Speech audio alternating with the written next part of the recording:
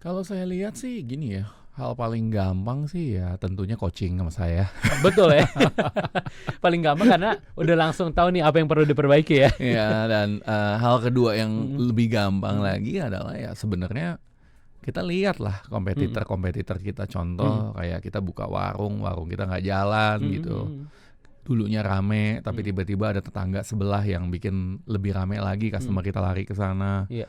Ya jangan malu, Mm-mm. coba pelajarin. Karena kan pasti ada sesuatu yang dia tahu yang Anda nggak tahu. Betul. Ya coba mampir lah, baik jadi customer lah, atau mungkin suruh orang lain lah untuk lihat, Iya. pelajarin sebenarnya apa sih yang dia lakukan berbeda, yang kita sebenarnya bisa improve dari sana.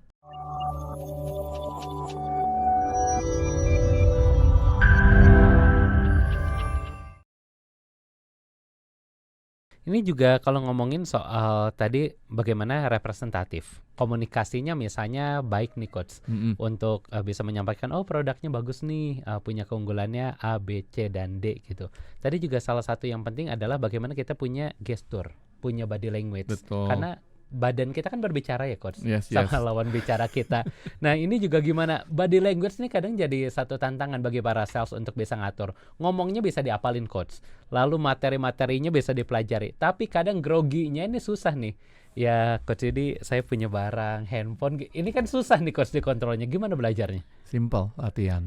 Latihan. Nggak ada cara lain. Satu-satunya latihan. Satu-satunya. Latihannya gimana coach? Latihannya praktis, latihan di mirror kek, di kaca kek, ya kan? Oh oke. Atau ya sebagai contoh, kalau contoh deh simple. Kita pengen jualan sesuatu ya. Ya kita coba lihat sales yang lain gimana jualannya. Lihat sales yang terbaik itu kayak gimana. Ya kan? Terus kita tinggal copy loh. Nah tapi takut coach, beberapa orang ada yang bilang takut nanti kalau diikutin dia, takut dibilangnya ngikut-ngikut lagi. Ya saya sih lebih takut lapar daripada ngikut-ngikut. Bener ya, daripada dicap ngikut-ngikut nggak apa-apa daripada lapar ya coach. Iya betul. Buat saya kalau memang Iya. Anda masih banyak pilihan, dalam arti kata pilihan untuk takut, pilihan untuk diem, ya berarti hidup Anda masih keenakan. Iya bener. Iya, kalau kita udah memang di satu sisi ya kita mesti ya 100% ya be somebody yang fearless lah. Betul. Coba aja dulu ya coach ya. Coba maksa diri sih, terkadang kita harus maksa. Oh bener ya, nggak cukup hanya niat tapi harus dipaksa kadang ya. Itu pahitnya kayak gitu ya. Itu pahit, betul.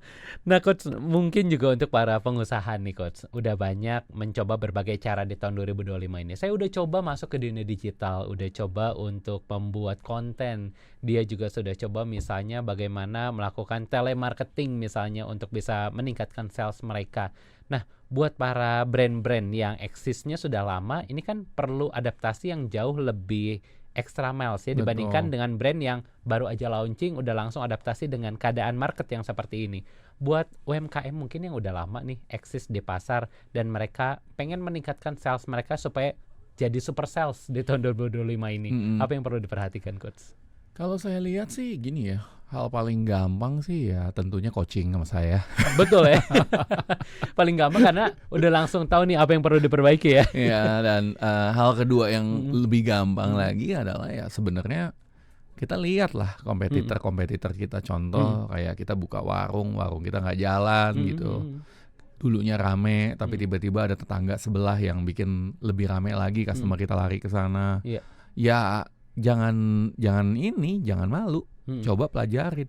Karena kan pasti ada sesuatu yang dia tahu yang Anda nggak tahu. Betul. Ya coba mampir lah, baik jadi customer lah, atau mungkin suruh orang lain lah untuk lihat, pelajarin sebenarnya apa sih yang dia lakukan berbeda, yang kita sebenarnya bisa improve dari sana. As simple as that sih. Iya. Tapi kalau ngomongin soal sales juga biasanya ngomongin soal angka coach. Betul. Ini selalu bahas hitam di atas putih, angkanya berapa. Sales yang dinilai cukup bertumbuh, sebenarnya kenaikan seperti apa sih? Apakah di atas 20% baru salesnya bertumbuh, atau ada standar-standar tertentu, atau seperti apa biasanya kita mengukurnya? Kalau saya sih ngukurnya dari industri standar ya, simple, dan juga lihat situasi. Jadi industri standar yang lagi emerging pasti beda sama industri standar yang udah fix gitu contohnya. Betul. Ya kan, kalau kita dalam arti kata contoh brand mie instan tertentu. nggak mungkin lah kita bisa expect like growing, ngomongnya contoh 20% per tahun itu cukup sangat-sangat tinggi. Ya manusianya yang mana lagi gitu loh, iya, orang udah sampai hampir seluruh dunia, ya kan. Kalau contoh kayak minuman karbonasi gitu kan yang udah terkenal banget. Betul. Ya gimana growing 20%, orang udah nyampe dari apa? Dari dulu ya. Dari dulu, ya kan. Tapi kalau jadi selain industri standar, ya kita juga harus lihat juga dari populasi yang udah kita reach. Oke. Ya, so nggak ada yang namanya fix sales itu yang bagus itu kayak gimana sih sebenarnya, angkanya growingnya kayak gimana sih. Dan hal selanjutnya kita harus lihat adalah situasi. Oke. Jadi contoh pas zaman COVID 2020 itu kan special situation. Betul. Kita bisa bertahan pun juga udah Udah terima bagus kasih, banget udah ya. bagus banget. Iya. Jadi ada beberapa faktor yang kita harus lidikin gitu loh. Ini kalau ngomongin soal sales, ngomongin angka, biasanya nggak jauh-jauh salesman ini punya namanya KPI, Coach. KPI ini gimana supaya bisa salesnya tercapai, bisa jadi super sales di tahun 2025 ini. Tapi seringkali kita bingung nentuin KPI buat para salesman, sales girls kita seperti apa. Bagaimana sebenarnya bagi para pengusaha menentukan KPI ini, Coach? Ini kalau bicara ini, saya sebetulnya bisa ngobrolin nih untuk project bikin KPI yang bener aja di sesi coaching itu bisa sampai 1 tahun kalian setnya, ya kan? Panjang ya. Tapi simpelnya sih kalau pengen bikin yang bener ya, itu sebenarnya mesti dimulai dari visi perusahaan. KPI itu harus ditarik dari strategi juga, ya kan? Cuman kalau bicara tentang KPI standar ya biasanya KPI standar dari sales apa sih? Ya profit. Iya. Kalau nggak omset, biasanya begitu. Ibu Sarah di Bekasi, selamat malam Ibu Sarah. Ini menanyakan, katanya apakah benar Coach Yudi, seorang sales ini harus berhati baja, bermuka tebal katanya ya? Hati baja tapi jangan hati hitam ya. Baja boleh asal jangan hitam ya. Boleh ya gitu. Tapi kenapa sih sebenarnya seorang sales ini harus punya hati baja, Coach? Karena sales itu harus menikmati penolakan. Oke.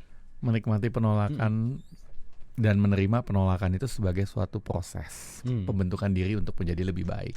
Karena nggak ada sales yang begitu nawarin langsung achieve semua gitu, nggak ada ya. Dan terutama dari awal ya, terutama untuk sales yang memang masih merangkak dari awal. Kecuali kalau Anda memang ya sudah terkenal di industri Anda salah satu sales yang terbaik, knowledgeable banget gitu. Sebagai salah satu contoh, saya tahu ada sales yang khusus jualan rumput golf.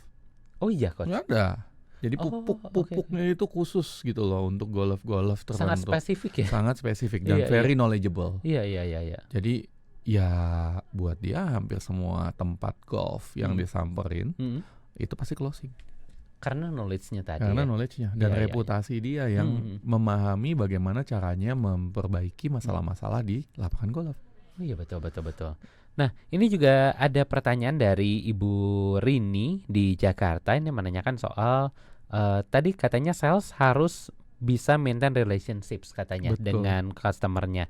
Bagaimana cara maintain relation sementara kita hanya punya waktu sedikit biasanya dengan customer katanya. Ya tergantung dari nature, dalam arti kata nature bisnis kita juga ya. Kalau memang Anda hanya punya waktu sedikit dengan customer, ya buatlah itu sesuatu yang memorable. Ya, jadi penting untuk membuat customer itu memorable sama kita. Contoh simpel deh, kita anggap saya kasih settingan di restoran lah ya. Kita punya kedai gitu, ya kan. Simpel aja, Anda kasih aja bonus permen. Oh, oke. Ya kan? Benar ya. Dan ya, kasih komplimen gitu. Kebetulan contoh kayak saya datang ke tempat Anda gitu ya. Saya bawa anak. Anda bisa aja datang ke sana sebagai sales contohnya. Bu, aduh anaknya lucu banget, kasih permen 1 atau 2. Iya betul. Itu kan memorable langsung. Iya. Ya kan, Bu boleh tahu nama anaknya siapa? Langsung instan rapor. Iya benar. Jadi kita nggak usah terlalu berpikir hal-hal yang ribet gitu untuk sesuatu yang sebenarnya nggak terlalu sulit tapi harus dijalanin. Iya. Dan selalu cari sesuatu yang murah dan biasa di sesi coaching saya juga ngajarin hal-hal yang praktikal aja lah, nggak usah terlalu banyak teori. Betul. Tapi coach, ini dalam komunikasi kita kan harus bisa engage gitu ya dengan lawan bicara kita. Dan juga nggak punya banyak waktu kadang dengan customer seperti kata Bu Rini tadi untuk bisa tahu kira-kira customer ini pengennya apa ya, yang dia suka apa ya, yang jadi interest dia apa. Nah ini gimana sih sebenarnya coach untuk kita bisa melakukan komunikasi dengan baik? Nah, kalau Anda mau untuk langsung bisa bikin instan rapor ya, Mm-mm. Anda belajar baca wajah lah. Jadi langsung lihat wajahnya tahu, oh ini orang dia lebih memilih untuk bicara. Oh oke. Ya, sebagai contoh kan tadi kita udah ngobrol Iya ya. iya betul betul Heeh. betul.